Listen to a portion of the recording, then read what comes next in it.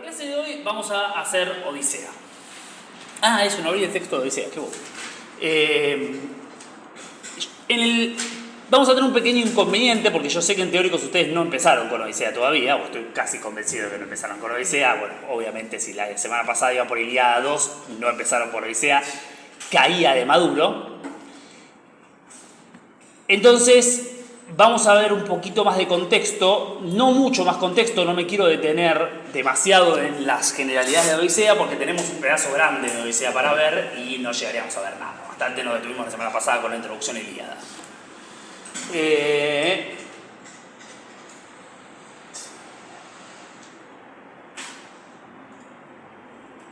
tendría que haber hecho eso, no importa.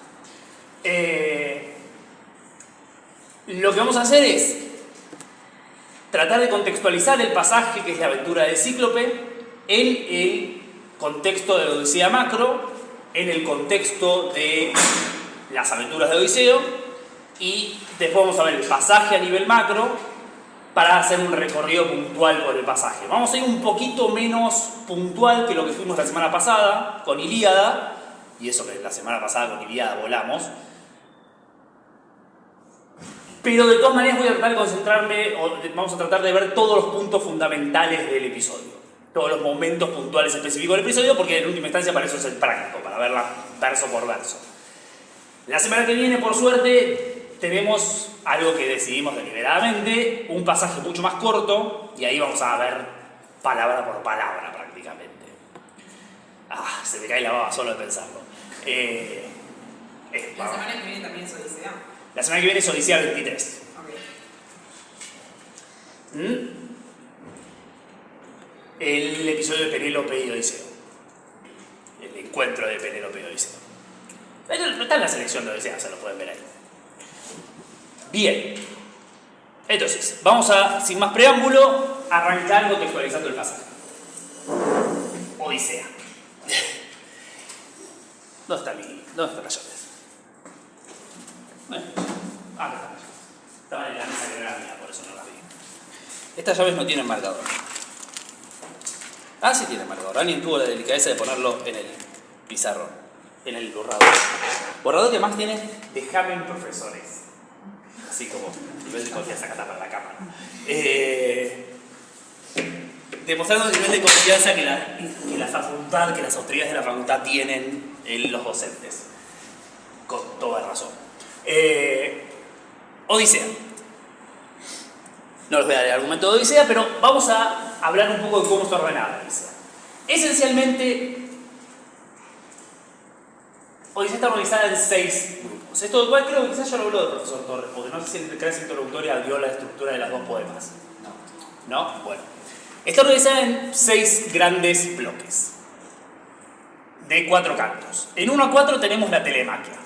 Voy a hacer esto de memoria, tendría que haberlo chequeado antes de venir, así que no me acuerdo, pero bueno, vamos a ver. 5 a 8 tenemos lo que sería el viaje de Odiseo. En realidad vamos a poner Odiseo 1,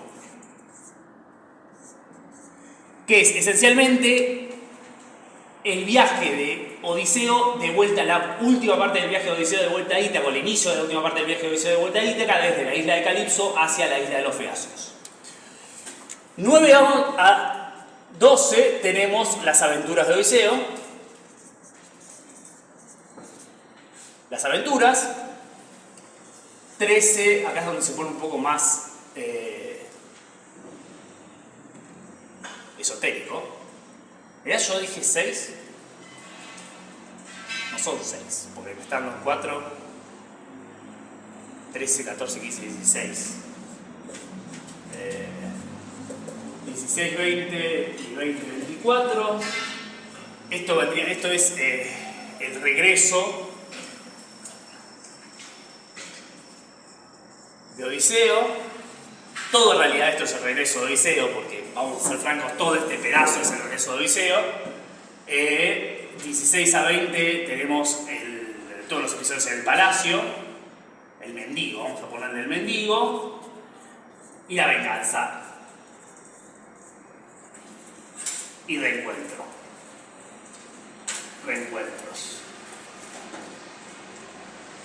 Esta parte es bien clara, esta parte no tanto. O sea, estas divisiones son muy transparentes. Estas divisiones, más o menos. En realidad yo puse mendigo acá, pero ya está disfrazado de mendigo en la primera parte. Todo acá lo que tenemos son las mentiras cretenses, el encuentro con Homero, acá está el primer encuentro con Penélope, etcétera, etcétera. Pero a grandes rasgos, esto es la estructura general de la Odisea. Nosotros nos vamos a focalizar, y voy a agarrar colorcitos.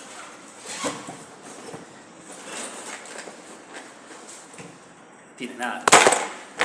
Acá. Acá. Porque nuestro episodio está en el canto 9. Es el primer canto de las aventuras de Odiseo. Voy a borrar acá abajo.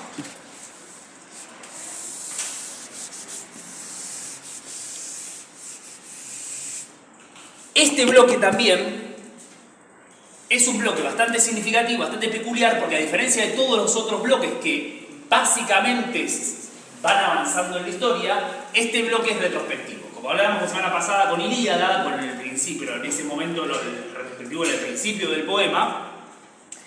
En el caso de este bloque de Odisea, es el bloque retrospectivo con la salvedad, y es una salvedad bastante significativa, de que este es un bloque marcado. En Ilíada hablamos de narración retrospectiva, no hablamos de narración retrospectiva, pero es un mea culpa, no lo dije. Lo que tenemos en Ilíada es narración retrospectiva, es decir, se están narrando eventos anteriores sin ningún tipo de marco, pero acá tenemos un claro flashback, porque esto está marcado. Odiseo dice, voy a contar lo que me pasó, y cuenta lo que le pasó. Y después termina de contar lo que le pasó. Y vuelve la historia. Más complicado es la relación temporal entre estas dos cosas, porque parecen simultáneas, por razones que no tengo tiempo de entrar en este momento, pero parece bastante razonable asumir que esto y esto pasan al mismo tiempo. Bueno, y esto es por supuesto claramente cronológico, es una única narración. Bien, pero vamos a las aventuras. Las aventuras de Odiseo tienen un esquema bastante sencillo y al mismo tiempo bastante elegante. Tengo un machete. Vieron, a veces sí preparo las clases. Esencialmente lo que tenemos son 2 aventuras breves, una larga. 2 aventuras breves, una larga, 2 aventuras breves, una larga y después un apéndice. Cada uno de estos primeros bloques abarca un canto. Esto es el canto 9, esto es el canto 10 más el canto 11, y ya van a ver por qué en realidad lo agrupo así, y esto es el canto 12. Este primer grupo tiene sicones, lotófagos, voy a poner loto para no perder tiempo, y el cíclope. Después, el encuentro con Eolo, el encuentro con los lestrigones y Circe. Y finalmente tenemos las sirenas, Escila y Caribdis, Eise para los amigos, y Trinacria, las vacas de Helios, para finalmente terminar con Escila y Caribdis 2, segunda parte, más Calipso, que es esencialmente un resumen de cómo Odiseo llega a la isla de Calipso, y esto es su ruta porque esto engancha acá. ¿No? Acá es donde empieza la historia, que es con Odiseo en la isla de Calipso. Yo pongo acá Circe, y ustedes se estarán preguntando si ya leyeron la Odisea y el Hades, y acá es donde tenemos lo interesante de la narración de Circe, porque la narración de Circe está distribuida de una manera muy interesante, que es Circe,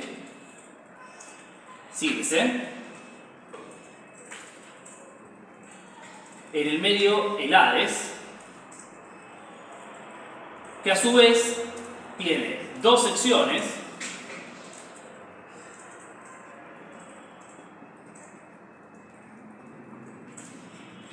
y en el medio tiene Esquelia, perdón, Feacia. Siempre me pasa lo mismo, a todos nos pasa esto. La isla de los Feacios se llama Esquelia. Dato que tienen que acordarse. Queda muy elegante saber que la isla de los Feacios se llama Esquelia. Es como, no, decir Feacia es como, pero es Esquelia. Feacia no existe. Esquelia. Esto es, les pongo los versos, ¿por qué no? Para eso me anoté esto, ¿no? 135, esto es 10. 135, 574, es decir, todo el canto 10.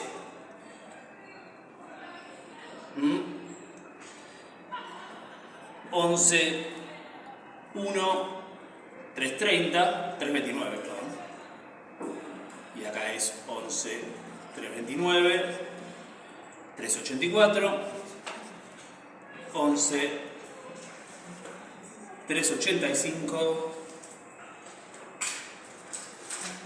640 y finalmente esto es 12, yo dije 11, 12 no, es 12 incluido.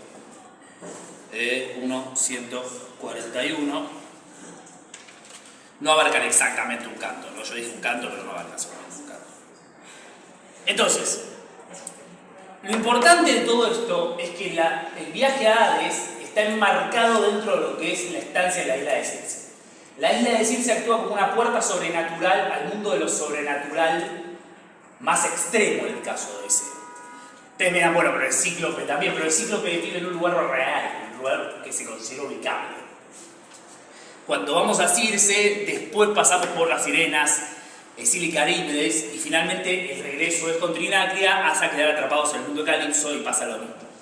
Este sistema anular, más bien retrogresivo, no me voy a detener en ese aspecto, permite que en el centro de todas las aventuras de Odiseo esté esto. Esto es el regreso al marco. Entonces, el marco que encierra toda la narración también está en el centro de toda la narración.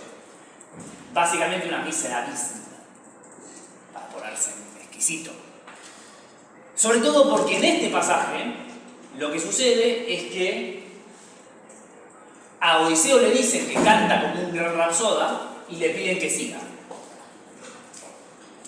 Entonces, esta interrupción es sobre el propio canto de Odiseo.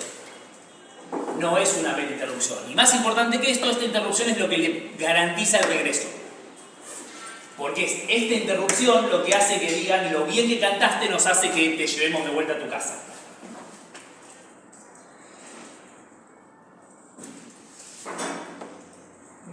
Y esa es fundamentalmente la manera en que esto está vinculado con esto. Porque es el propio relato de Odiseo lo que le gana a Odiseo su regreso. Y vamos a ver cómo eso está complejizado en el episodio del Cíclope Mirta. Bien, entonces, esto es a nivel contexto. ¿Alguna pregunta? No hay mucho más para preguntar acá, ¿no? Pero puede. Un detalle de color interesante con esta estructura de 2, 2-1, 2-1, 2-1 es que parece medio inspirada en el ritmo del hexámetro. El hexámetro dactílico es un dáctilo es esto. Andra, Moyete, Pemusa, Polítropos, Cosma, La Pola, Plaque, me acuerdo más el del nunca me acuerdo de lo que decía. Menina, F.A., Peleia, Dos, Cleo, Zulo, Menén, Geminia, Jairo, Salgue, Feke, etcétera, etcétera, etcétera. Ese sí lo puedo seguir hasta el final. Y fíjense que es esto, pero al revés, con la salvedad de que uno podría decir que en realidad el primero de estos es toda la historia de Feacia. Entonces, la llegada a Feacia es la primera larga y después tenemos dos breves, una larga, dos breves, una larga, dos breves, una larga. Medio una pavadita, medio de color, pero me pareció simpático para comentarlo. Bien, tanto trabajo solamente para esto. Imagínense si trabajar así para el resto de la clase.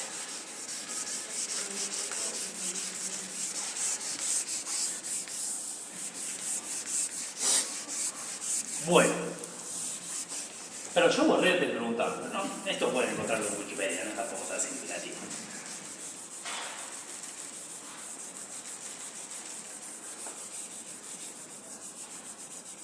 Es bueno vivir en un mundo donde un montón de cosas uno encuentra en Wikipedia, porque eso significa que uno tiene que dar clases que estén basadas en algo más que en conocimiento enciclopédico. Bueno para mí, no para todos.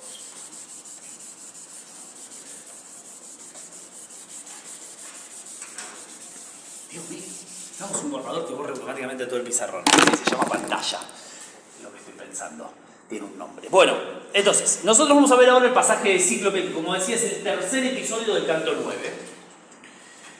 La tercera aventura de Odiseo. Y nos vamos a concentrar en, o vamos a ver que está dividido, lo podemos dividir por una cuestión operativa en 3 segmentos, de los cuales no anoté los versos. Pero los voy a decir, no los voy a anotar. La llegada a la tierra de los cíclopes y a la cueva de los cíclopes. Lo que pasa dentro de la cueva del cíclope. Vamos a decir, el encuentro con el cíclope. Y finalmente, el escape de Odiseo y sus compañeros.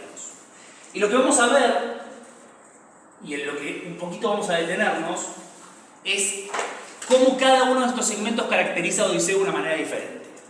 No opuesta, no distinta, sino diferente pero complementarias. O sea, cada parte de esta historia nos va a dar un aspecto de Odiseo que las otras partes no nos dan, o que si quieren no ponen en primer plano. Entonces, frente.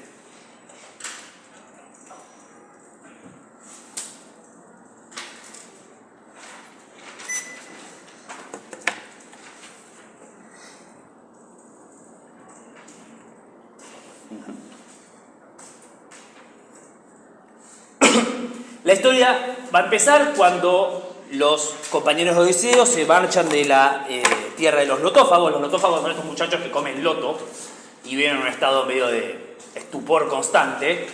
Y 2 o 3 compañeros de Odiseo se les da por probar el loto y ahí quedan.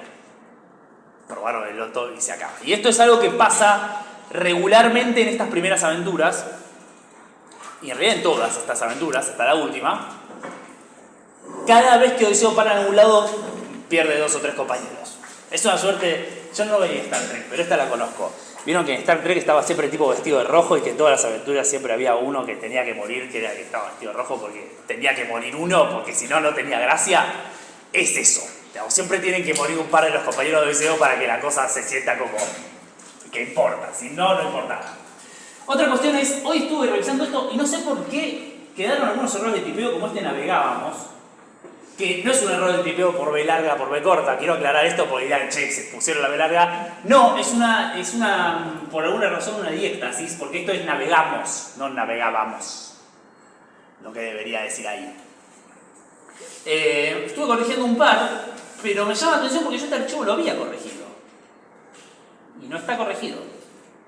Y ustedes no me tienen por qué creer que estaba corregido, porque yo les podría estar mintiendo absolutamente. Che, no, dice que está corregido, pero todavía no corrigieron nada. Y solamente dice que está corregido para atajarse. Pero les juro que no, les juro que lo habíamos corregido. Y ciertamente no se me hubiera escapado un navegamos en el primer verso. Pero bueno, son cosas que pasan. A veces uno tiene 25 archivos de las cosas y sucede. ¿Llegan a ver desde el fondo? Ok, yo aquí me quedo con un poquito más de griego. ¿Ves? Montañas. Montañas. ¿Cómo se me va a haber escapado montañas? No sé. También es posible que la copia y pega del archivo de... No sé, no me acuerdo. Además este es viejo, no tengo la menor idea de qué pasó. Lo importante es que ustedes se van a dar cuenta cuando hay errores de tipeo. Entonces, empezamos con la isla de los... viajando, saliendo de la tierra de los lotófagos y los compañeros de Odiseo tan tristes. ¿Por qué se les murieron un par de compañeros? Quédense tranquilos, van a terminar todos muertos, así que su tristeza no va a durar demasiado. Pero no acá. Acá les van a aguantar un tiempo. Y lo que tenemos, fíjense, es una suerte de título del pasaje de la aventura, y hacia la tierra de los fieros cíclopes Sildei llegamos. Por supuesto, rápidamente nos vamos a dar cuenta de que Odiseo no sabe que está en la tierra de los cíclopes, porque no está. Pero observen un detalle, que esto es interesante. Por supuesto, Odiseo lo sabe cuando está narrándolo, o sea, vamos a ser claros.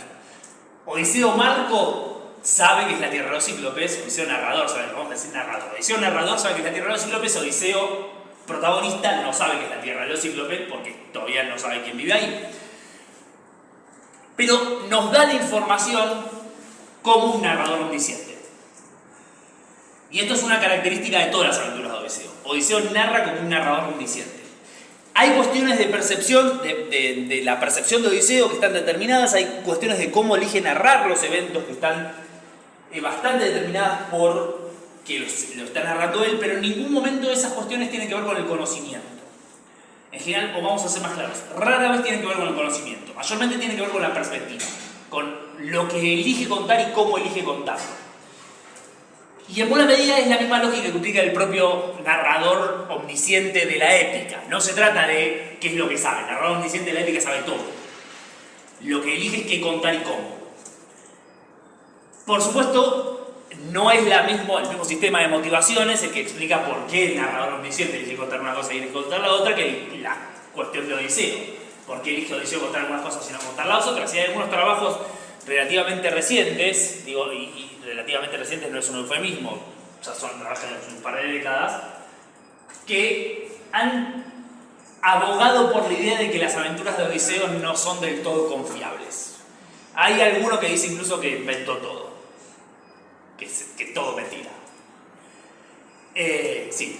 Ya que mencionas eso, te quería hacer una preguntita porque hay una aclaración acá en mi versión que la destaqué porque te quería preguntar porque me hace un poquito de ruido, que dice, o sea, habla como que los cíclopes normalmente pertenecen a la categoría de los titanes, o sea, que son Sí. dioses, y acá está refiriendo como a cíclopes que son como salvajes. Es porque esos son... ¿A qué se debe eso? Porque son dos cíclopes. Hay dos grupos de cíclopes distintos en la mitología griega. En realidad, es complicado. En principio parece haber dos grupos de cíclopes. Un grupo de cíclopes son los hijos de Gea, hermanos de los hecatonquiros, que son seres primitivos de la familia de los titanes. Eso en teoría lo van a ver. Y después están estos cíclopes de Sicilia, que no es del todo claro si son los mismos cíclopes o son otros. O son estos o no. Pero Poseidón Poseidón no. Polifemo definitivamente no es de ese grupo porque se nos dice que es hijo de Poseidón. Entonces no estamos 100% seguros de dónde salen estos cíclopes y cuál es la relación con los otros cíclopes. Pero son dos grupos de cíclopes diferentes. O no.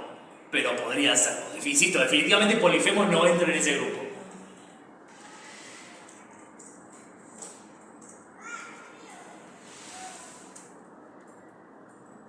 Más interesante que eso, es muy poco probable que estos cíclopes sean esos cíclopes, por lo menos en términos de caracterización. Porque esos cíclopes son los herreros de Zeus. Como los enanos en la mitología nórdica son herreros, bueno, esos cíclopes, hermanos de los hecatonquiros, son los herreros de Zeus que hacen el rayo para Zeus, murallas, etc. Estos cíclopes no, estos cíclopes hacen otra cosa, y de hecho es lo que no hacen.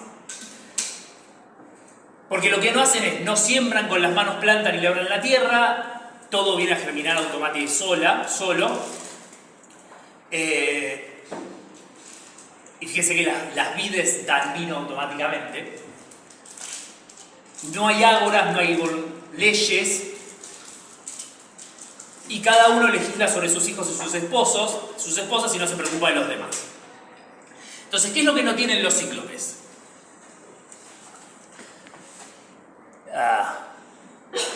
Perdón, se cortó un segundo la transmisión. Ya ven, ¿no? ¿Qué es lo que no tienen los cíclopes? Esencialmente, lo que no tienen los cíclopes es ley. Es civilización, son marcas civilizatorias. Decía entonces, los cíclopes no tienen marcas civilizatorias.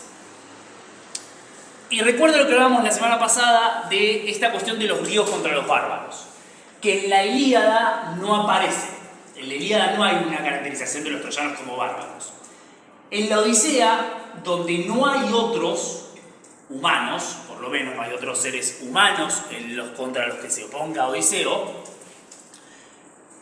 esa caracterización del otro aparece fundamentalmente con grupos como los feacios y como los cíclopes. El caso de los feacios es de otra índole, pero en ambos lo que tenemos es un locus amoenus, un espacio utópico.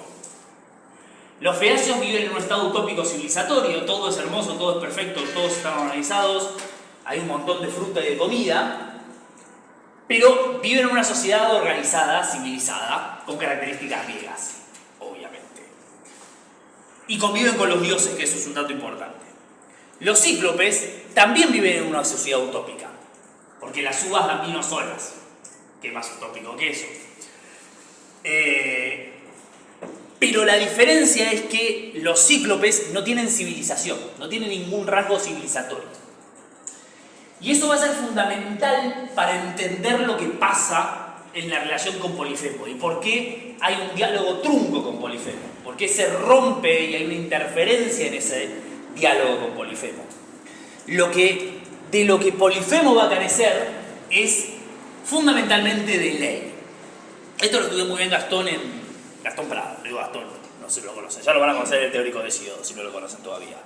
En su tesis, él hizo todo un trabajo sobre el tema de la filosofía política en Homero, y todo este pasaje de los cíclopes es fundamental para esa cuestión. Entonces, básicamente se sigue describiendo esta cuestión, cómo les crece todo, pero ellos no hacen nada. Observen, para los cíclopes no hay naves de rojas proas.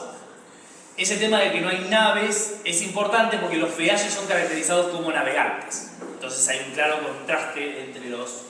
Perdón. No, Tenía la sensación.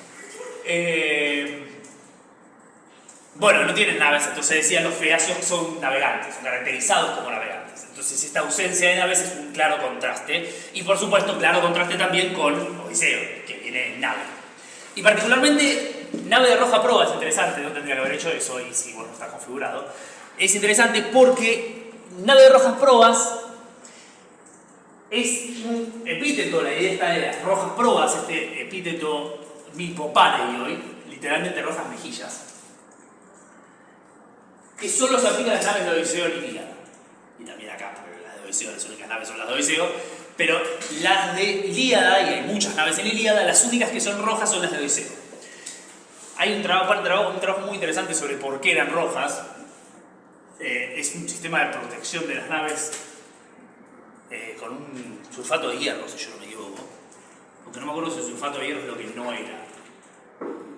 Pero bueno, es algo muy costoso y por eso, es una hipótesis, es que por eso Odiseo lleva pocas naves a Troya, porque tenía muy pocas, pero eran muy buenas. Eran como Ferraris de naves y eran rojas, o sea, cierra. Entonces fíjense que Odiseo le atribuye que no tienen naves de rojas proas, o sea, no tienen las naves que él tiene. No tiene ninguna nave, obviamente el punto es que no tiene ninguna nave, pero Odiseo aplica este epíteto que solo tienen sus propias naves. Y esto lo podemos analizar de varias maneras. Una es asumir que Odiseo está automáticamente dándole a las naves de los cíclopes que no existen el epíteto que para él es natural de una nave. Pero al mismo tiempo hay una suerte de guiño, ¿no? O sea, lo que no tiene, yo que tengo esto que no tiene nadie más, es como caracterizo las naves que los cíclopes no tienen. Pero bueno, hilando fino.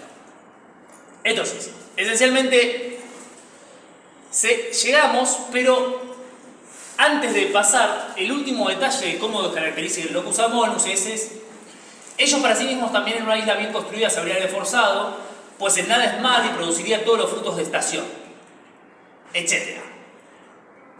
¿Qué es lo que describe? Ya no describe lo que la isla da, sino lo que podría dar si estuviera civilizada.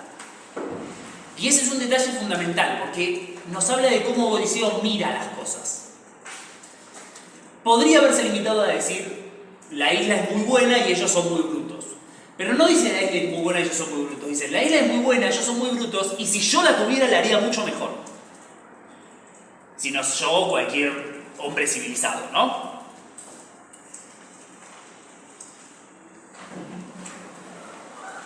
Y es esa cuestión de la mirada de Odiseo lo que va a ser clave a lo largo de este episodio. Che, está lleno de errores de pedo, ¿qué pasó? En serio, yo llegué todo esto. Además aparecen en rojo en Word, y puede ser que se hayan pasado. En algún momento se confundió el archivo, por uno bien. Capaz no se guardó. Sí, puede ser. Después tengo que chequear si está en la parte del siguiente pasaje. ¿Ustedes tienen el archivo? ¿Se fijaron si está el siguiente pasaje?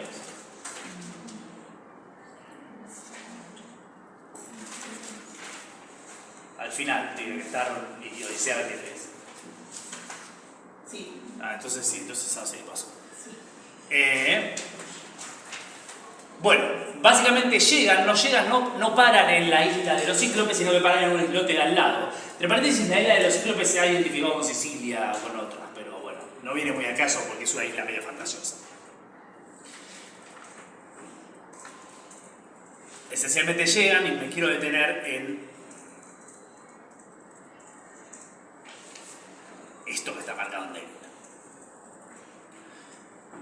Se juntan todos los compañeros de Odiseo y en vez de irse, Odiseo les dice: recuerden ahí que son leales compañeros, yo con Minami y mis compañeros yendo, de estos varones haré un intento. ¿Quiénes son ellos? O si son insolentes frente a los dioses, si son salvajes, o si no observan las leyes, o si son hospitalarios, y si para ellos el pensamiento es temeroso de los dioses. Entonces, Odiseo no tenía por qué parar. Ya habían conseguido provisiones, ya habían conseguido agua, ya está. Podría, en términos de escala de parar a cargar nafta, ya habían hecho. Ya habían hecho lo que tenían que hacer. Pero Odiseo no se puede resistir. Y esto es lo que le pasa en todos lados. Acá se nota más, porque además de que lo desarrolla, las consecuencias son más contundentes, pero todas las aventuras de Odiseo empiezan con Odiseo diciendo: che, vamos a ver si esta gente es buena onda. Y nunca es buena onda. No, algunas veces sí. Pero las veces que lo son, aún así termina mal. O los drogan, o se los comen, o los matan. Pero Odiseo insiste siempre y constantemente en querer saber.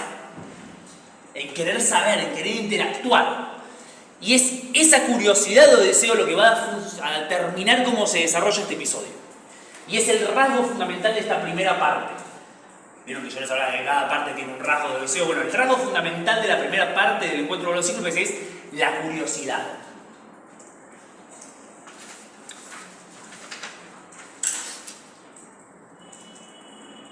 Bien, se suben y ven la cueva de Polifemo. En la cueva había muchas reses y ovejas y cabras alrededor, en realidad, con un recinto para las ovejas, y dormía un varón monstruoso. Los ganados él solo pastoreaba apartado, no junto a otros y venía, sino que estando alejado no había conocido las leyes. Esto, por supuesto, esto último es un adelanto. Acá se le escapa, ¿no? Porque Odiseo acá narrador se confunde con Odiseo protagonista. Esto que describe solo lo puede haber sabido después, que no conocía las leyes. Pero acá se le escapa y adelanta algo de información que va a tener recién cuando conozca a Polifemo. Pero lo importante de este pasaje, y es absolutamente fundamental esto, es que lo ven a Polifemo. No es que llegan a la cueva. Normalmente, la versión infantil de esto es que llegan a la cueva, no saben quién es y después viene Polifemo. Pero no es eso lo que pasa.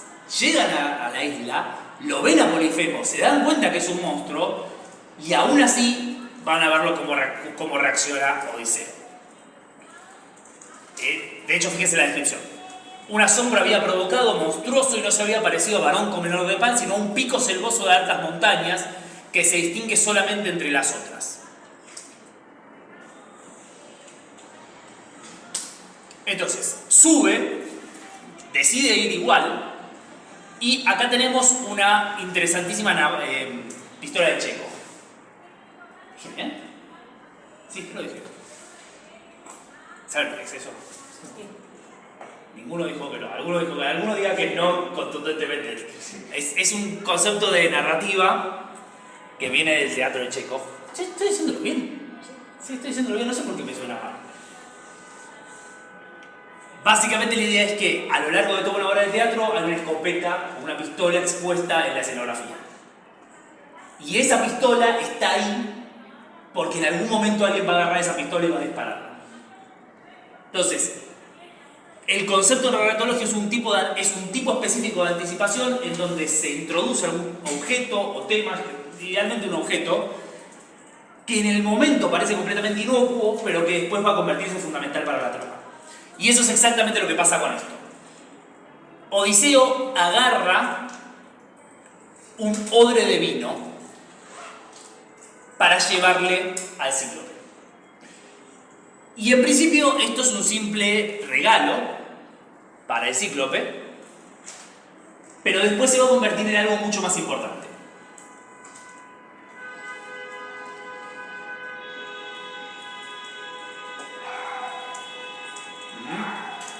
No sé por qué marcamos esto en rojo. Bueno, porque la baja de cheque, por eso, sí, básicamente por eso. A veces me pasa. Quería llegar a... Entonces, acá, esta es la parte de ella. Bueno, van a la cueva y cuando van a la cueva encuentran el queso del Cíclope. Detalle menor, pero no del todo insignificante para lo que viene después. El Cíclope es sensibilizado y no conoce las leyes, pero no es un animal. No es un mero monstruo como la Hidra que lucha contra Heracles, casi se me escapa. Contra Heracles o uno de los muchos monstruos vivos.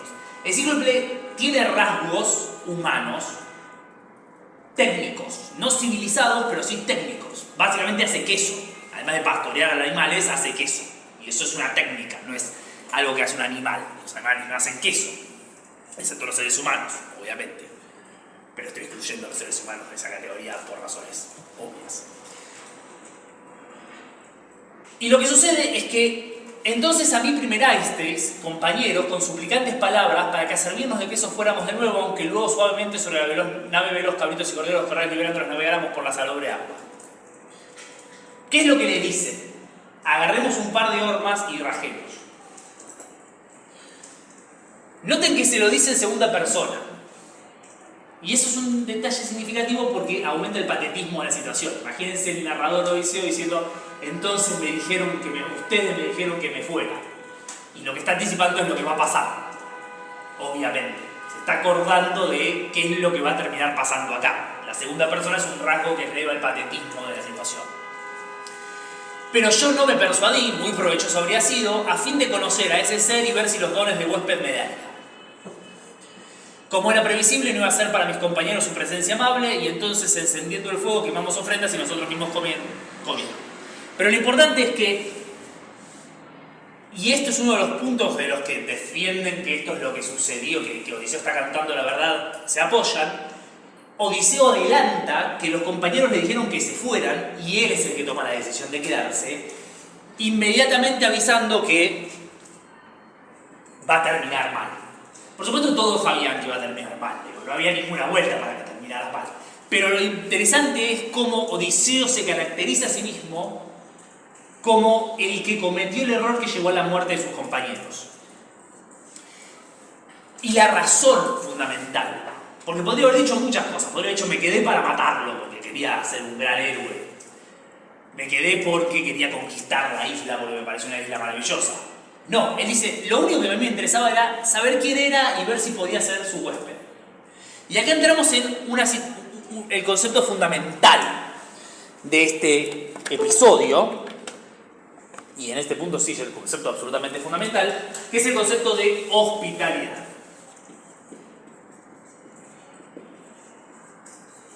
La hospitalidad es una relación esencial en el pensamiento griego de todos los tiempos, pero particularmente homérico. Es una relación simétrica, recíproca. Es una relación simétrica y recíproca entre dos personas, entre dos individuos, que consiste básicamente en la idea de que cuando uno va a visitar al otro lo recibe y viceversa. Más significativo que eso, en general se dan regalos, y los regalos de hospitalidad son los que consolidan esta relación de amistad. Fundamental para entender esto, la relación de hospitalidad es una relación sagrada protegida por Zeus. Zeus Cénino, Zeus hospitalario, que es el Zeus específicamente en su rol de protector de los suplicantes, de los huéspedes. Es esta violación la que Paris transgrede en Esparta. Paris es huésped de Menelao, pero se roba a la esposa de Menelao. Parte de la razón por la cual los griegos consideran que los dioses están de su lado. Porque hay una violación fundamental del principio de hospitalidad al comienzo de la guerra del episodio troyano. La hospitalidad tiene este aspecto general, pero también hay algunas cuestiones técnicas muy básicas. Una de las cuestiones técnicas básicas es que cuando uno recibe un huésped, lo sienta, le da de comer, lo deja estar tranquilo un rato y cuando todo termina le pregunta quién es, de dónde sos, de dónde venís. Y eso es, si ustedes ven la Odisea, es lo que le pasa siempre a Odiseo. Llega a un lugar, lo sientan y le dicen tomá, comé, excepto cuando lo quieren matar. Cuando quieren matarlo le pasa eso, pero cuando no lo quieren matar, lo sientan, le va a pasar con Calipso, le va a pasar con Circe, le va a pasar con Calipso no porque ya está, con Circe, con los Feacios, con Eumeo, etc. También con Telémaco, el Palacio, pero ya es otra cosa. Pero no es lo que va a pasar acá. Y eso es fundamental.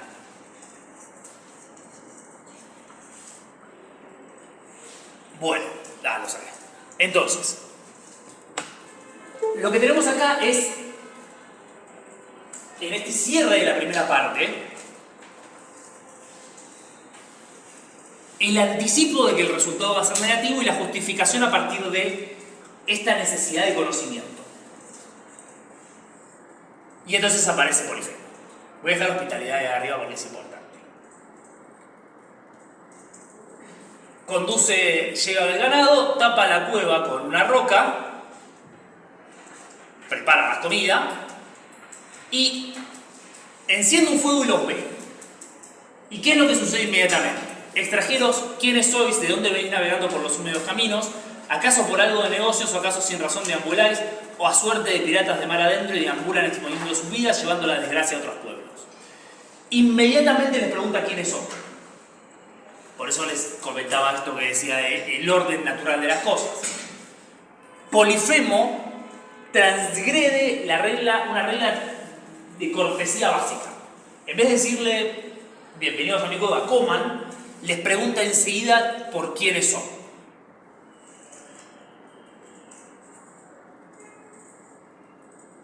Y acá es donde empieza el segundo aspecto de la caracterización de Odiseo en este episodio, que es el ingenio.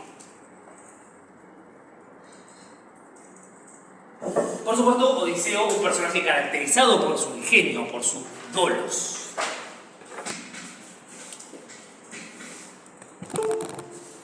La palabra es dolos. Dolos se refiere tanto a la astucia como al objeto de la astucia, que tiene muchas oportunidades de exhibirlo a lo largo de la Odisea, pero esta es quizás la más evidente de todas y una de las razones por las cuales este episodio es tan famoso. ¿Cómo va mostrando sus dolos? Y fíjense cómo, hay un cierto contraste, y esto lo vamos a ver en realidad en los 3/3 del episodio. La división es útil porque nos permite ver un contraste. Mientras que al principio de la historia Odiseo parece bastante tonto, porque bueno, está bien, loco, es un monstruo, no nos queremos a conocerlo, vámonos. Y él dice, no, me quiero quedar a conocerlo. Y al final de la historia pasa algo parecido, pero no voy a spoilearla al final. En el centro, Odiseo muestra su inteligencia aplicada, su ingenio y su insuperabilidad. El hecho de que está enfrentándose con un monstruo que podría agarrarlo y hacer pluk y matarlo, y aún así logra vencerlo. Que es como el rasgo del héroe fundamental, ¿no? El hecho de poder superar lo que es aparentemente insuperable. El rasgo del héroe en el sentido épico de héroe que veíamos en la clase teórico. ¿Por qué? Porque ¿qué es lo que hace? Ustedes dirán, le dice que se llama nadie. Pero no, todavía no le dice que se llama nadie. Le dice que se llama nadie más adelante. Lo primero que hace es decirle... me olvido de conectarlo y desconectarlo para que el pizarro. Decirle que vienen desde Troya, hasta ahí, todo bien,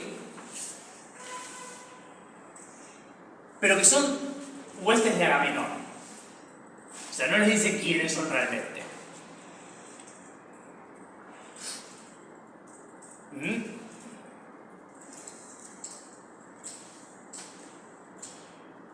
Vienen, entonces dice, vienen como suplicantes, y este es el punto fundamental, ¿no?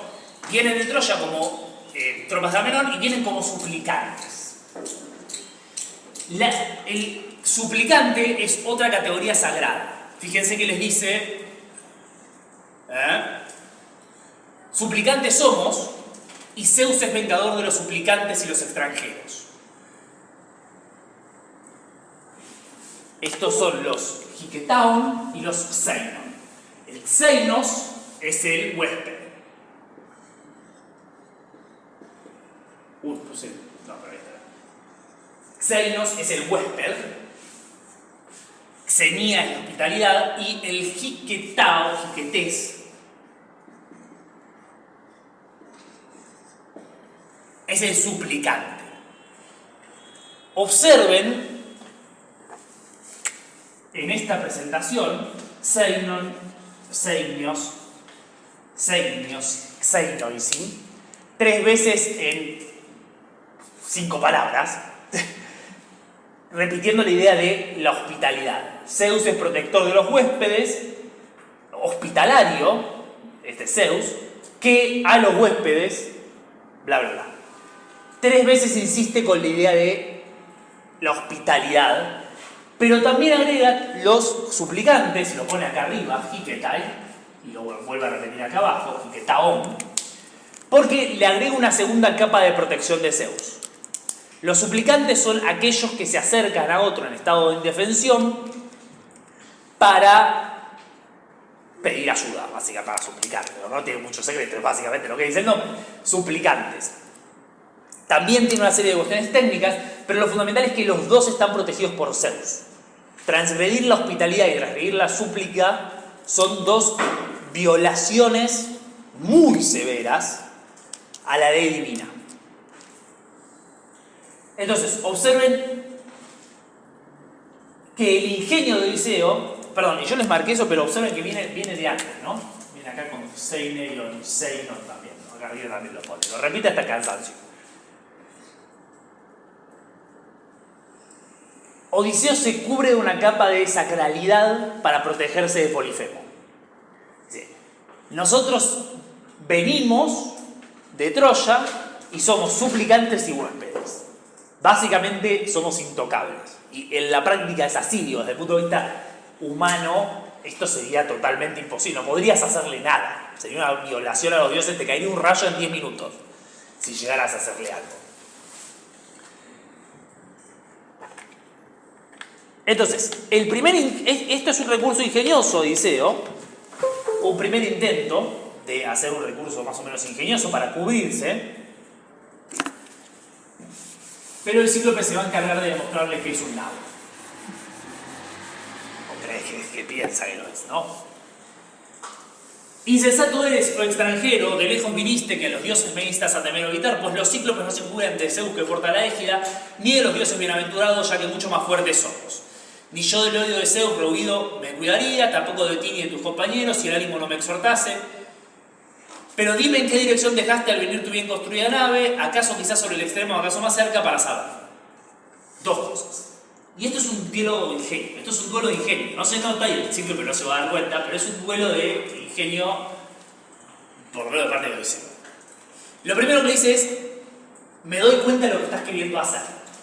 Me estás queriendo convencer de que yo no te haga nada porque los dioses te protegen. Bueno, me importan nada los dioses. Que venga Zeus a hacerme lo que quiera a ver si se anima. Es la respuesta de Polifemo. E inmediatamente se quiere hacer el vivo. Porque, ¿qué es esto último? Dime en qué dirección dejaste al venir tu bien construida nave. ¿Por qué le pregunta esto? Exacto, para matar a todos nosotros. Es violentamente poco velado intento de sacarle de Odiseo una información fundamental que necesita el Cíclope saber para matar a todo el mundo. Recuerden que, lo pasé medio de largo, Odiseo llega a la isla de Cíclopes, deja la nave y va a la cueva con 12 compañeros. El resto está en la nave, o sea que hay como unos 30 tipos más en la playa que Polifemo podría ir a matar. Y observen que Odiseo, narrador, pero también protagonista, dice: así dijo poniéndome a prueba. Y a mí no se me escapaba conociendo muchas cosas. Y nuevamente le hablaba con engañosas palabras. O sea, acá Odiseo glosa un poco, ¿no? Y fíjense que esto es un poquito diferente a lo que veíamos en la narración del narrador omnisciente en Ilíada, y en realidad en general la narración del narrador omnisciente en general, que no nos da mucha interioridad. La diferencia es que acá el que está hablando es un personaje. Entonces, el propio personaje nos da su propia opinión de lo que está pasando. Y esto es uno de los pequeños momentos en donde vemos la diferencia técnica entre la manera en que narra el narrador omnisciente y la manera en que narra Odiseo. Y acá cambia la historia. Porque arriba dijo que venían como suplicantes y como huéspedes. Pero acá cambia la historia. La nave me la destruyó Poseidón, que sacó de la tierra contra unas piedras, arrojándonos sobre los límites de tu tierra, acercándonos a la montaña. Bueno, básicamente la nave me la destruyó Poseidón.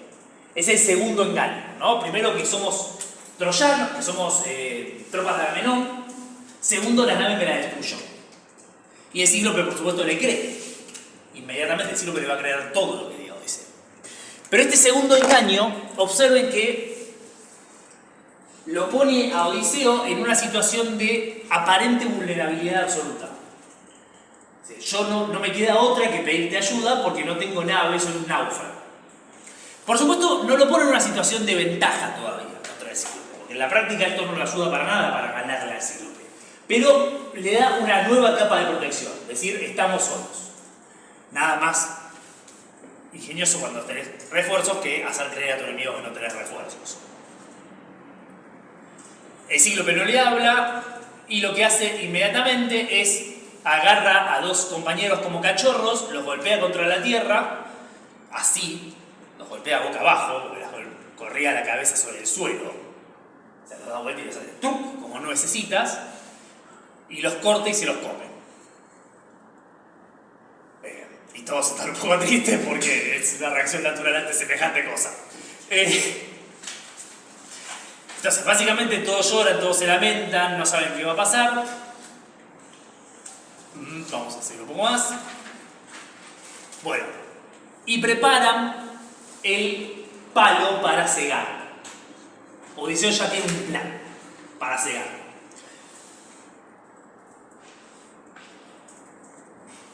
Fíjese, yo estaba cavilando a su desdicha a ver si de algún modo podría vengarme y me cumplía mi ruego a Atenea, 316-317. No nos dice cuál es el plan, nos dice qué es lo que van a hacer. Lo que van a hacer es, primero, preparar este tronco, pero Odiseo tiene todo un plan mucho más elaborado, preparado, que se va a ir revelando a poco. Lo esconden, etcétera. Vamos a la segunda parte. Y acá es donde finalmente aparece el vino. El Cíclope bebe vino después de comer carne humana para que sepas. El Cíclope mata a dos compañeros, ¿no? Para que sepas qué clase de bebida transportaba la nave nuestra. Para ti, desde luego, la traía para ver si acaso compadeciéndome enviabas a casa, pero eres bestial hasta lo insufrible, etc. El Cíclope toma el vino y, muy contento, se regocija de modo tremendo, de hecho lo dice, ¿no? Dame más, amigo, dime tu nombre ahora enseguida para que te dé un regalo de hospitalidad del que tú te alegres, pues también a los cíclopes la tierra generosa les produce vino de gruesos racimos y la lluvia de Zeus nos madura, pero este es un chorro de ambrosía y néctar. O sea, es mucho mejor el vino que trajo, dice, ¿no? Un detalle menor. Lo importante es, observen que es el Cíclope el que ofrece un regalo de hospitalidad.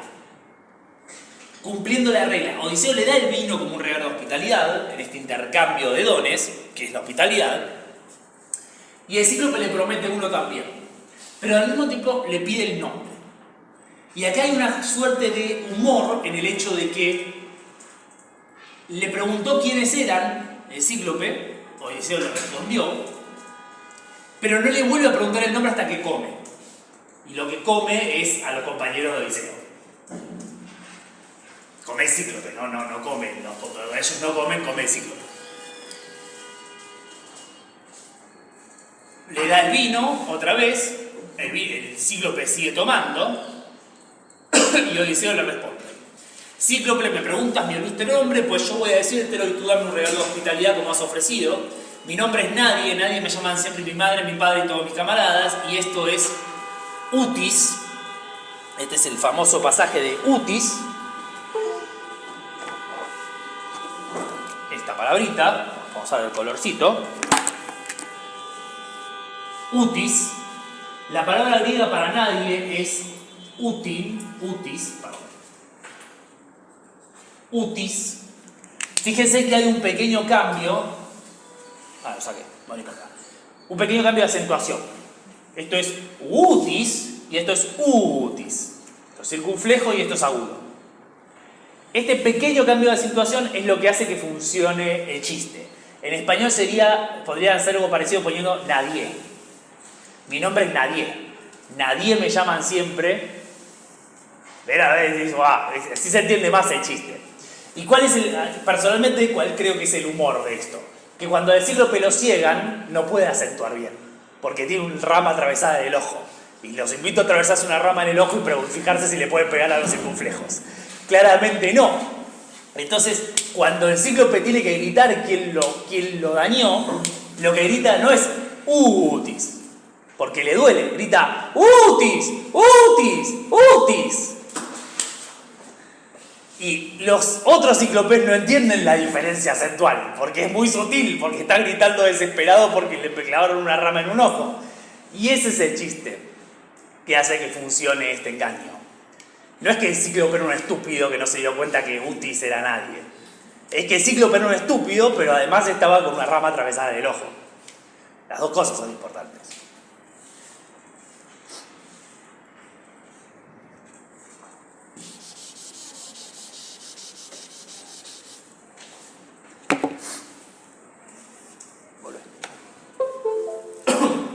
Entonces, mi nombre es nadie.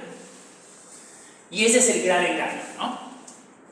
El gran engaño es mi nombre es nadie. Y fíjense cómo, porque nosotros nos damos por completamente naturalizados porque sabemos cómo termina la historia. Pero ustedes métanse en la cabeza de alguien que está escuchando esta historia por primera vez. No es inmediatamente obvio por qué Odiseo dice esto. O sea, ¿cuál sería la razón para no decirle me llamo Odiseo? O me llamo José. O me llamo lo que sea. ¿Por qué no simplemente mentirle? ¿Por qué usar este engaño? Y esto porque Odiseo ya se está dando cuenta de lo que va a pasar. Que es que el cíclope va a gritar y va a pedir ayuda. Entonces tiene que hacer algo para evitar que el resto de los cíclopes vengan a buscarlo cuando pase esto. Pero no nos lo dice. No nos dijo esto. Y no nos vamos a dar cuenta hasta que llegue el momento. Y eso es porque como narrador, Odiseo se está guardando en el bolsillo el mejor momento de su historia. Y es, mirá cómo hice funcionar esta. Y recién entendés esto cuando te enterás que el cíclope grita Utis. Insisto, el griego funciona mucho mejor porque imagínense lo recitado. Acá es Utis. Mi nombre es Utis. Que es muy distinto a Utis para un griego. Pero cuando recita el grito del cíclope, claramente debía recitar Utis. O algo por el estilo. Así no me salió muy bien. Me salió bastante bien. Creo que está bastante bien. Bueno, y acá está el punto que la respuesta del cíclope. Que se la cree que en sí, vamos a ver, perdón, me emocioné. A nadie a veces me pasa. Pero no me venía pasando este año, así que evidentemente hoy está saliendo bien la clase. A nadie me lo comeré yo el último, después de sus compañeros y a todos los otros antes. Este será mi regalo de hospitalidad para ti. El cíclope se cree re guacho. Vos querías un regalo de hospitalidad, te lo voy a dar, te voy a comer último. Y hay un proceso de inversión de la hospitalidad. Esto es pregunta de parcial, anoten. Proceso de inversión de la hospitalidad en Odisea. Primer proceso de inversión, aspecto de la inversión de la hospitalidad, lo que hablábamos antes de cómo el cíclope viola las leyes de la hospitalidad de las cuestiones técnicas, ¿no? Que le pregunta quién es antes de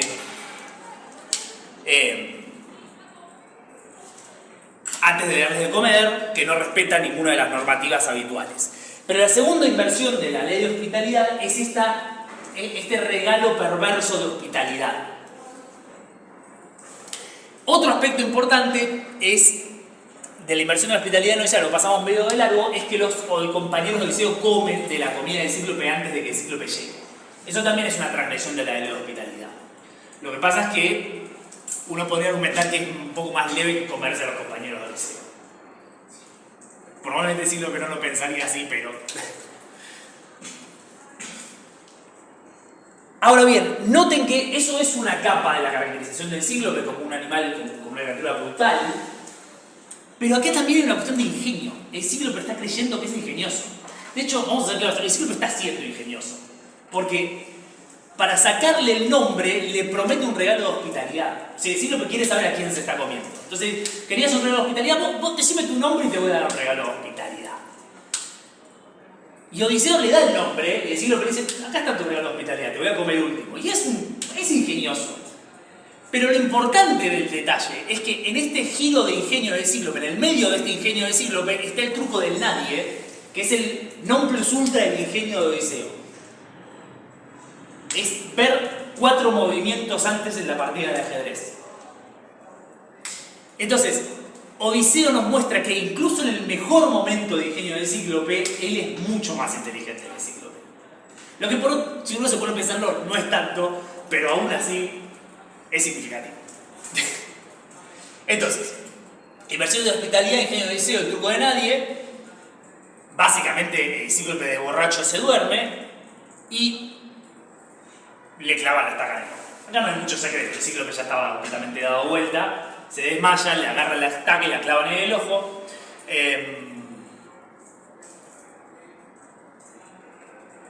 Hay un tema con las representaciones visuales de esto, que francamente no me acuerdo. Porque no todos usan.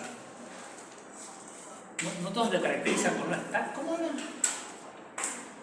era? Creo que en algunas representaciones visuales lo cierran con un pincho de cocina. Entonces, aparentemente había diferentes versiones mitológicas de cómo era este enceguecimiento del ciclo. Detalle simpático, no sé si simpático, pero muy interesante de la narración. Todos estos versos, 375 hasta 394 son todos una descripción de cómo se hace el proceso para llegar al ciclo, que es un sodapo de narración, son como 5 minutos de descripción. Y particularmente este pasajecito, ellos agarraron la estaca de oliva, usaron en su punta y la clavaron en su ojo.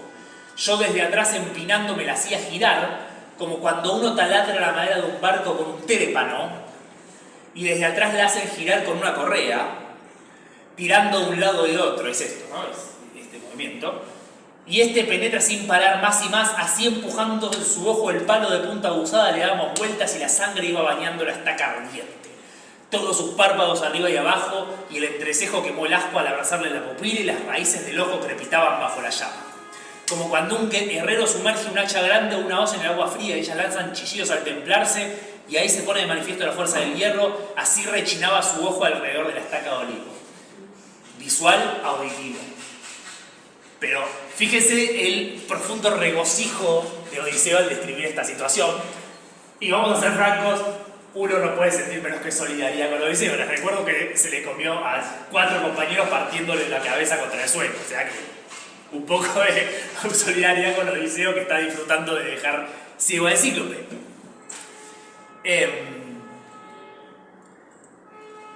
Pero observen otro detalle interesante. Los dos símiles son de trabajos manuales. Uno es la descripción de... Siempre pasa, todo va a ser eso. Uno es la descripción de la fabricación de una nave, y el otro es la fabricación de, la herrería. Un herrero, nos dice la fabricación de qué. Dice que sí. Sí, un hacha. Un hacha o una hoz, que es lo que los cíclopes no tienen, agricultura. Las dos cosas que usa con el cíclope, los dos símiles que usan, son dos símiles de cosas que el cíclope y los cíclopes no tienen. Construcción de barcos, agricultura. Entonces, el enceguecimiento del cíclope, enceguecimiento es la palabra correcta, yo creo que sí. El enceguecimiento del cíclope está ilustrado como una a través de aquello que el cíclope carece, que es la civilización.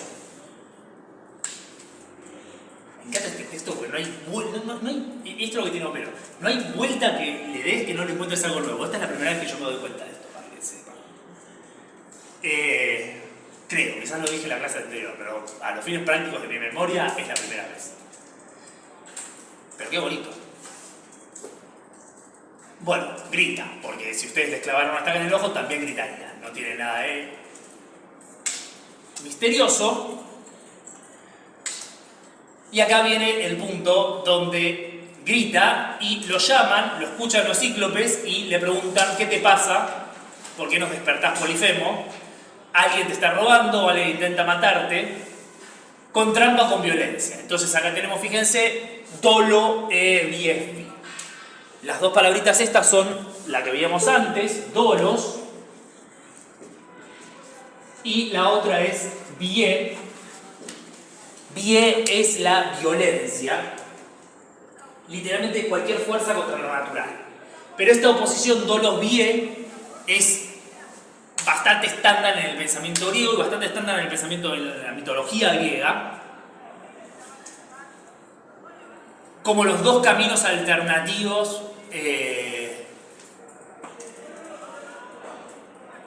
para obtener una ventaja, ¿no? Y la respuesta de Polifemo es: o filoi, o amigos, utis mecteinei dolo ude biefi. Literalmente, utis me mata con dolo, con engaño, y no con violencia.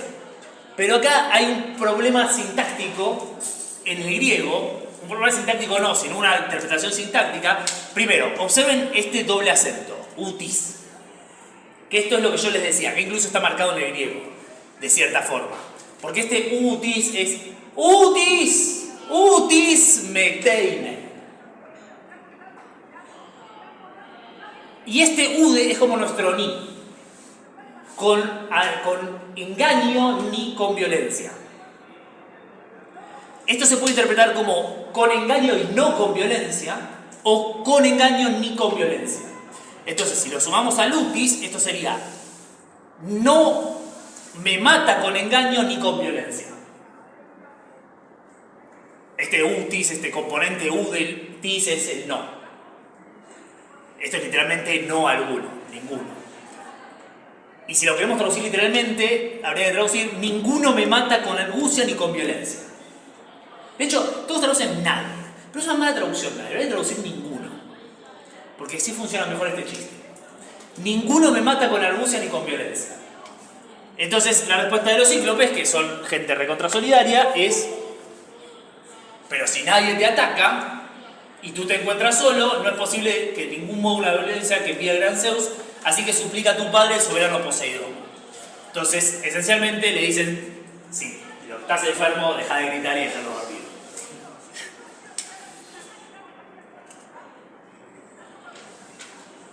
Así decían, pues, mientras se iban y sonreía mi querido corazón, en monte la cefilonca.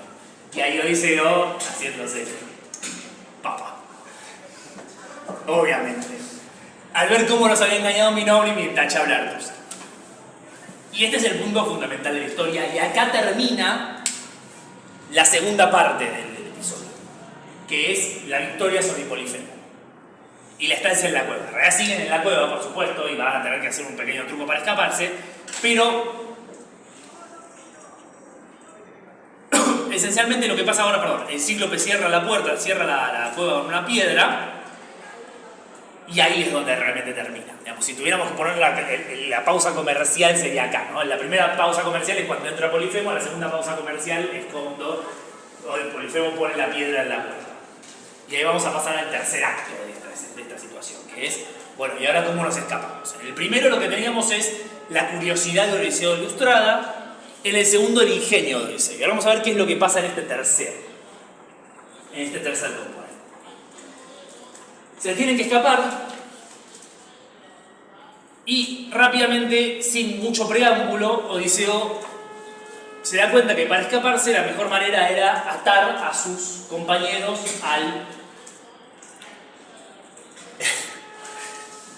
atar a sus compañeros a los corderos del Cíclope. Porque cuando el cíclope ciego va tocando los corderitos, corderito, corderito, corderito, ninguno es un compañero de Odiseo, te puede leer. Es una medio tontería, pero funciona.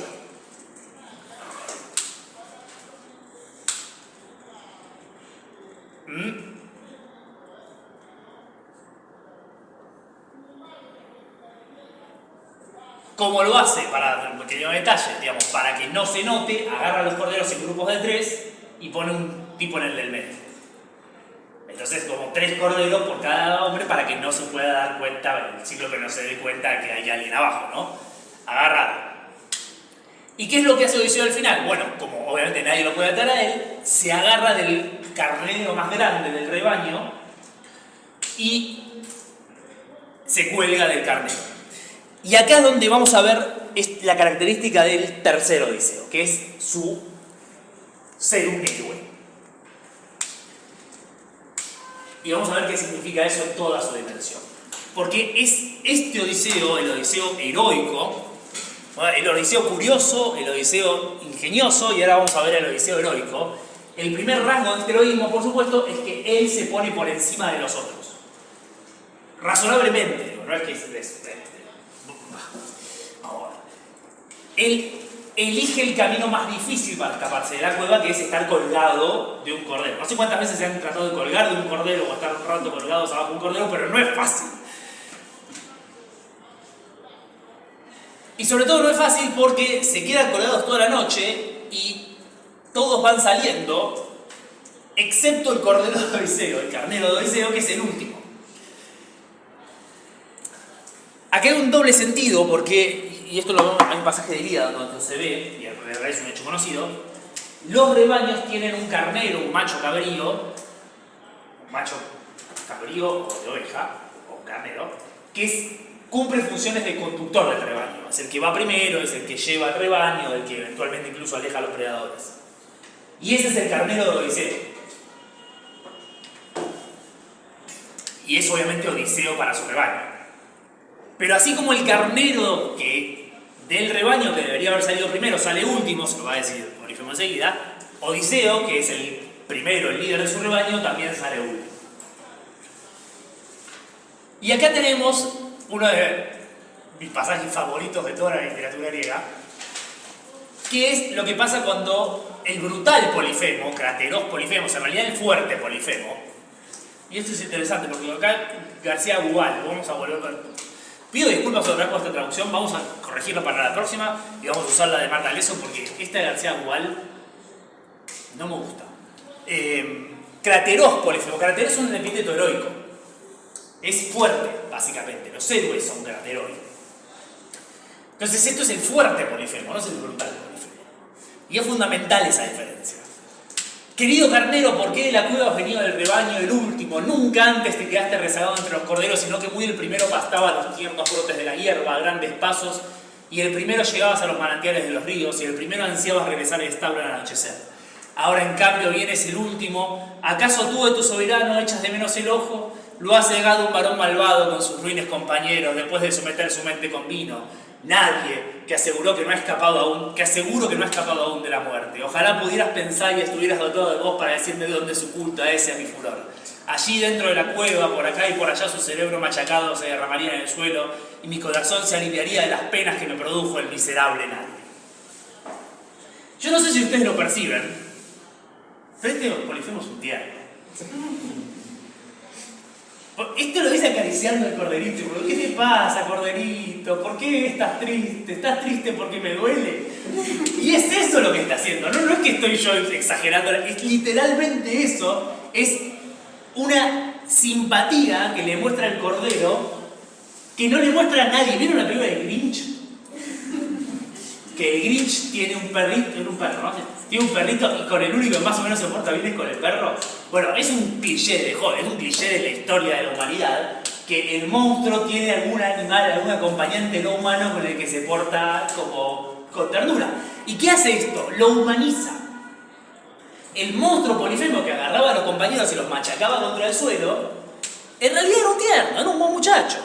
Solamente que machacaba gente y se la comía. Si nosotros este año sacamos el Ilio 11 de Teócrito, pero el Ilio 11 de Teócrito trabaja sobre esto. Convierte esto en un poema, más o menos. Y fíjense que esto de que machacaba gente, el propio poema, el propio Odiseo está jugando con esta idea. Porque es Polifemo siendo un tierno, pero diciendo, ojalá pudiera agarrarlo y reventarlo y esparcirlo por todo mi pueblo y así me sentiría mejor. Y uno no puede menos que sentir simpatía por Polifemo, porque efectivamente lo acaban de dejar ciego, pobre tipo, y claro, obviamente quiere esparcir a Polifemo. Yo también querría esparcir a Odiseo por los sesos de Polifemo por la cueva. Perdón, los sesos de Odiseo por la cueva. Y esta complejidad del personaje de Odiseo es algo muy parecido a lo que veíamos con los troyanos en Ilíada. Es esta cosa de no se limita a hacerlo un monstruo. Si solo fuera un monstruo, sería un personaje unidimensional que, bueno, está bien, es un monstruo, se comió gente, perfecto, no hay drama, podés contar esa historia. Pero no cuenta esa historia. Cuenta la historia de un monstruo que además tiene características que lo redimen. Y eso va a ser muy importante. Muy, muy importante en lo que sigue. Porque Odiseo ahora va a ser el malo. Hasta ahora Odiseo estaba haciendo lo suyo, ¿no? Vino, preguntó, le comieron un par de compañeros y se escapan. Se escapan, básicamente.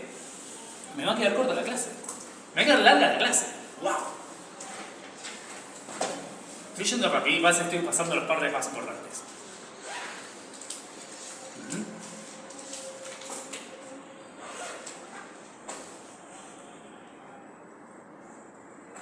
Vamos a verlo en detalle porque así hacemos durar la media hora que queda. Se escapan al mar y cuando llegan al mar, Odiseo le grita y se burla, ¿no? No ibas a los compañeros de un varón sin vigor comerte en tu concava bruta con tu brutal violencia. Bien iban a alcanzarte tus perversas acciones, malvado, que usaste a tus huéspedes en tu morada a comerte, por eso te han castigado Zeus y los demás dioses. No, bueno, básicamente Odiseo le está retomando lo primero que le dijo. Nosotros venimos como huéspedes protegidos por Zeus y vos nos comiste. Acá tenés lo que te pasó, quedaste ciego. Pero ¿cuál es el problema? Que esto es lo que le dice al Cíclope dónde están. Si se hubiera quedado callado, se hubieran ido sin ningún tipo de inconveniente. Pero como les dice que les grita que se escaparon, el Cíclope se aviva de donde están, arranca a la punta de un monte y se las revolea. Y el problema es que les cae la piedra que revolea delante de la nave y hace una ola semejante que la tira de vuelta a la costa. Entonces, yo tomando en mis manos una pértiga muy larga, detuve el choque. De vuelta, Odiseo heroico, ¿no? Odiseo primero que reacciona rapidísimo, es el que se aviva, no vamos a frenar, no vamos a callar acá, agarra una pértiga, frena el choque y les dice a los demás que remen, remen, remen. Entonces volvemos a esta característica heroica. Pero esto de acá arriba también van a ver por qué es una característica heroica. Y va a ser más claro entonces. Remaban los compañeros y cuando ya estaban en el agua, estaban a doble distancia, distos son, literalmente a doble distancia respecto al anterior, ¿no? Al anterior ves que le gritó. Se había subido a la nave, empezó a irse y les dice, che, Cíclope, te castigó Zeus. Y ahora, veamos, deja que se aleje el doble de la nave y lo vuelve a increpar. Y los compañeros le decían, pará, ¿por qué querés irritar a ese varón salvaje? Ese hace un momento cuando lanzó una roca al mar, arrastró nuestro barco, atravesó la tierra y empezamos a morir aquí. Si te oyera va a matarnos. O sea, básicamente volvemos al principio, cuando los compañeros le decían, vámonos de esta cueva que este es un monstruo. Y Odiseo hace lo mismo. ¿Vieron cómo les decía que la primera y la tercera parte tienen esta caracterización de Odiseo, no negativa, pero sí como incapaz de ver realmente las consecuencias de lo que está haciendo? Mientras que en la segunda Odiseo la tiene clarísima y hace el truco de nadie y está 4 jugadas adelante, en la primera y en la tercera realmente no se da cuenta de lo que está causando. Y acá no se da cuenta feo. Entonces, ¿qué es lo que sucede? Cíclope le habla, Cíclope, si alguno de los mortales hombres te pregunta por la ceguera infame de tu ojo, pero voy a traducirlo del video directo, que voy a decirlo más o menos lo mismo, ¿no? Cíclope, si alguno de los hombres mortales te pregunta, es por la ceguera de tu ojo, ya lo sé, pero por la ceguera infame, sí, está bien. Por la ceguera no es infame, es por la vergonzosa ceguera de tu ojo, diles, Fastai, que Odiseo, no puedo traducir, te dejó ciego, otra vez, te dejó ciego, Odiseo, buscador de ciudades, conquistador de ciudades, Toriporción, hijo de Laertes, que tiene su casa en Ítaca. Varias cosas para ver acá, hermoso par de versos, esto es muy interesante. Los versos de 4 palabras son bastante inusuales y bastante densos, y acá hay 2 seguidos. Tíclops haiken tiste catazne ton anthropon oftal mue ideta y aeikel alaotin fasta y odise aptoli porcion exa la osai hion laerteo itaque y oikia ejom.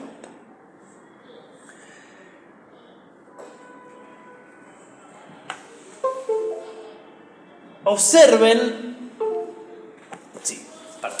Exalaosai alaoton es la ceguera. Si alguno te pregunta por tu ceguera, diles que Odiseo te dejó ciego.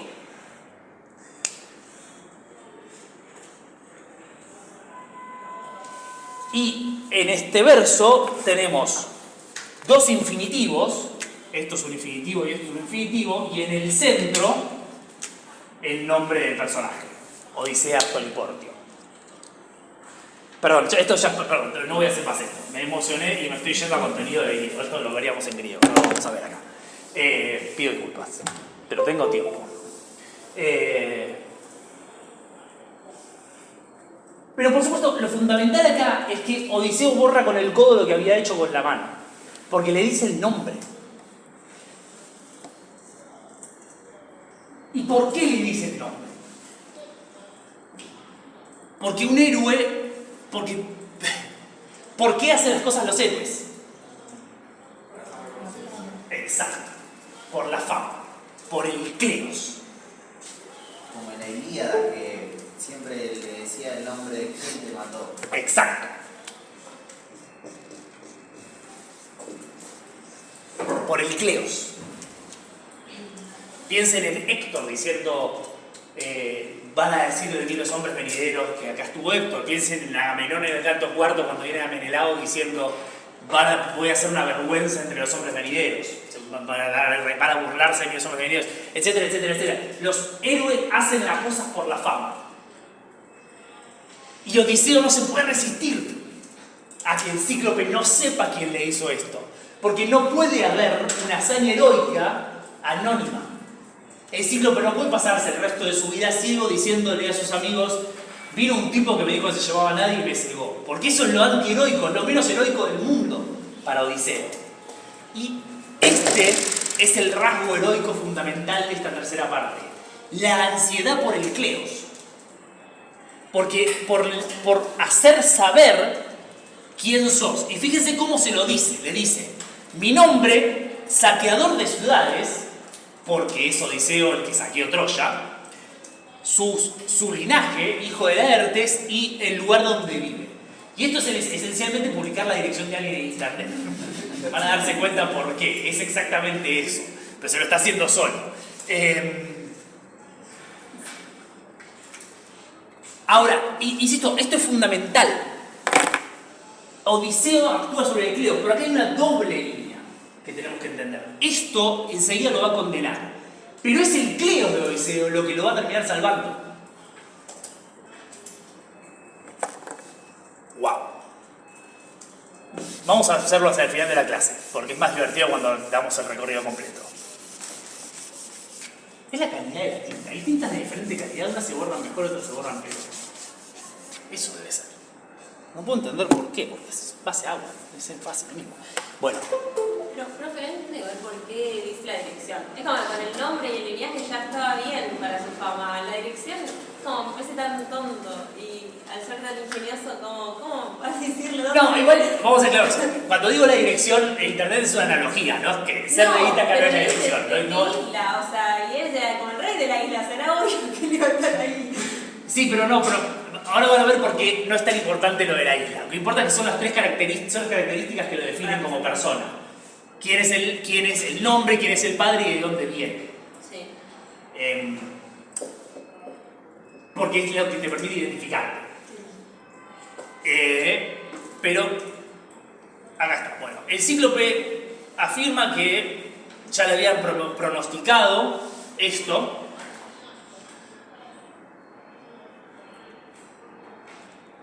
Lo dejan ciego. Y fíjense, básicamente en el pronóstico. No obstante, acércate, Odiseo, para que te dé mis presentes de hospitalidad. Y fíjense, esta es la primera vez que lo llama por su nombre.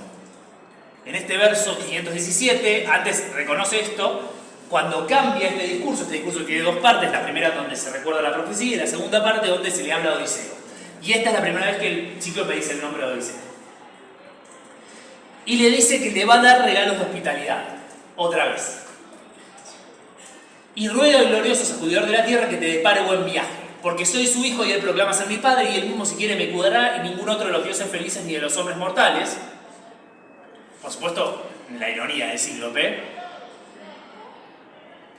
Odiseo le responde, ojalá que te pudiera matar, para que ni siquiera el sacudidor de la tierra te curara el ojo. Y entonces acá suplica. Escúchame, Poseidón de cabellera azul, suplica el cíclope. No es tú que abrazas la tierra, si de brazo hijo tuyo y proclama ser mi padre, concédeme que no llegue a su casa Odiseo, destructor de ciudades, el hijo de Laertes, que tiene su hogar en Ítaca. Este verso está interpolado, aparentemente. Pero si es su destino ver a los suyos y regresar a su hogar bien fundado de su tierra patria, que llegue tarde y mal, después de perder a todos sus camaradas a bordo de una nave ajena y su morada encuentre desdichas. Así dijo suplicando, y lo oyó el dios de cabellera azul. Y si bien este verso lo marca como interpolado probablemente West, me gustaría ver por qué lo marca como interpolado, pero no me fijé, para ser sincero, no me acordaba. Fíjense que repite exactamente las palabras de Odiseo.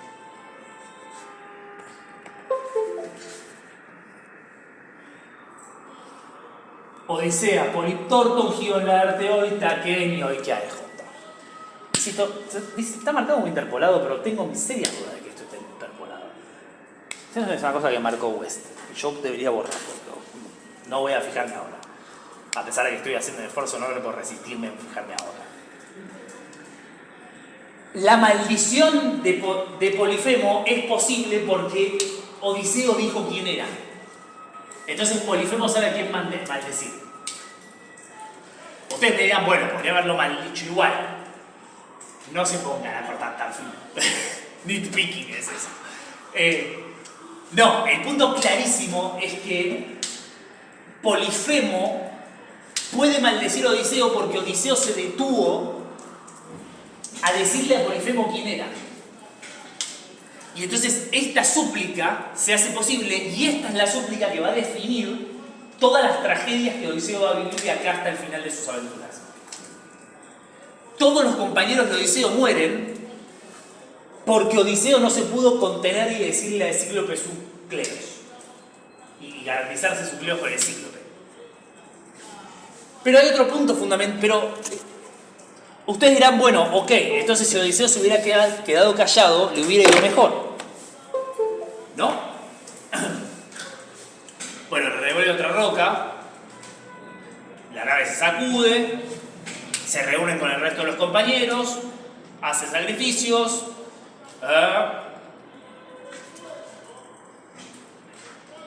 y salen. Desde allí seguimos navegando con el corazón angustiado, salvándonos de la muerte tras haber perdido a aquellos compañeros. Noten que terminan como habían empezado. Navegábamos tristes, bueno, siempre están navegando tristes porque siempre se les mueren 2 o 3 hasta el momento que se mueren todos y dejan de navegar tristes porque están todos muertos. Pero ¿qué es lo importante de esto? Nosotros tenemos... Creo que puedo hacerlo sin el pizarrón. No, puedo hacerlo con el pizarrón, pero puedo hacerlo sin la proyección. Nosotros tenemos que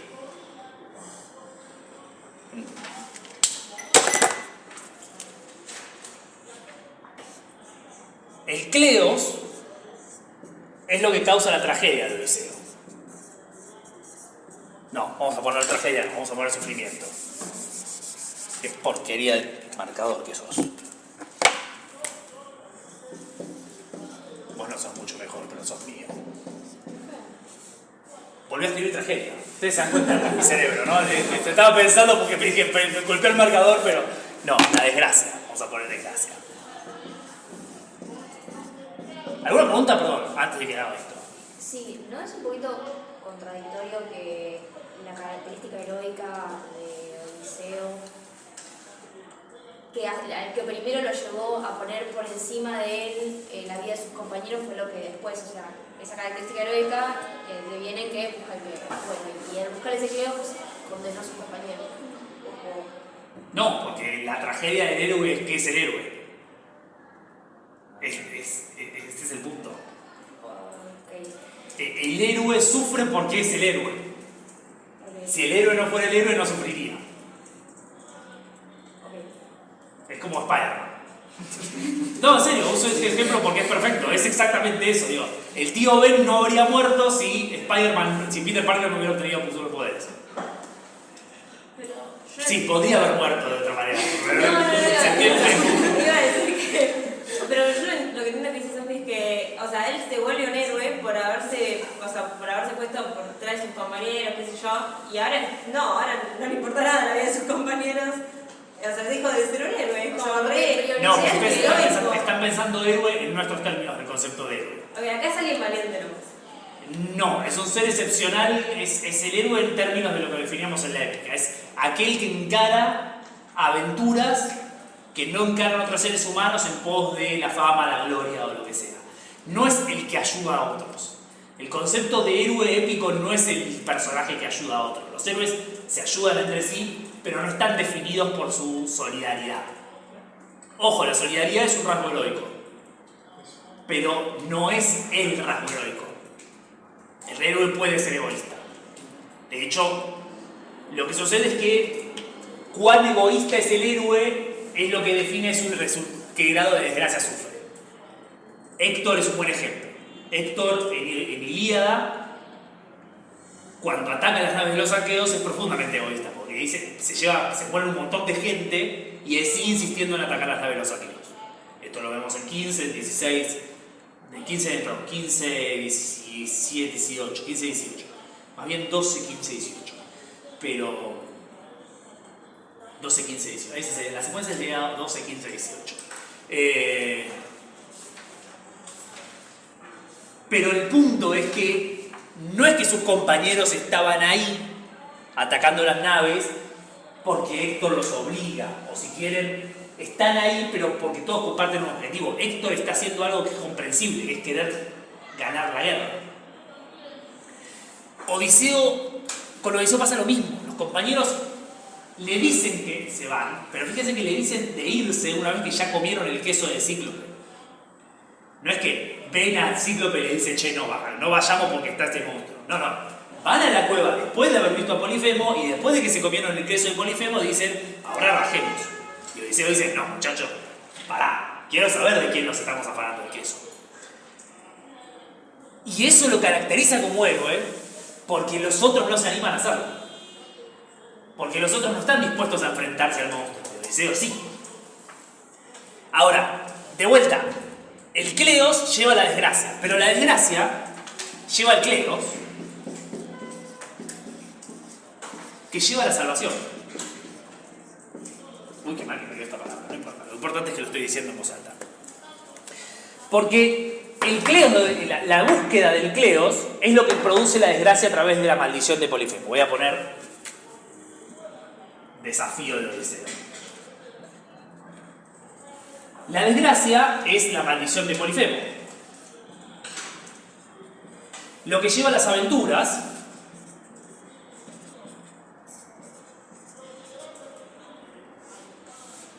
lo que lleva al relato, y es el relato de Odiseo lo que hace que los feacios decidan llevarlo a Ítalo.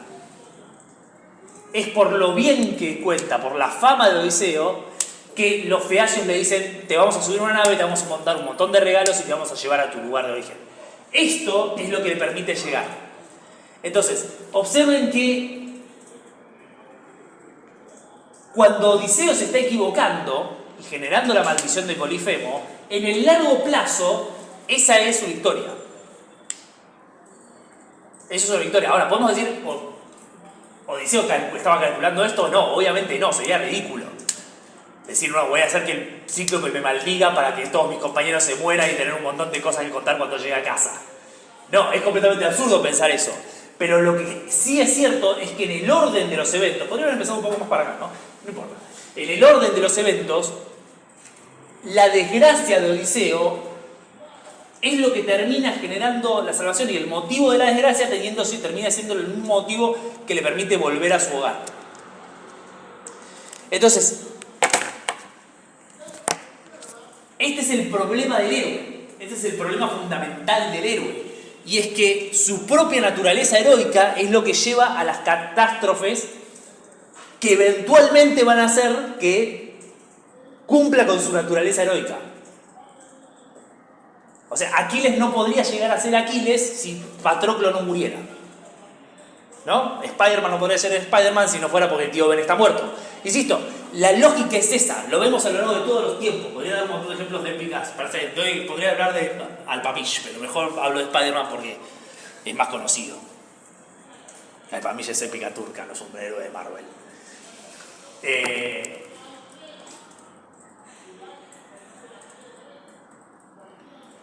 Me quedé paralizado ante mi propia pedantería. Perdón.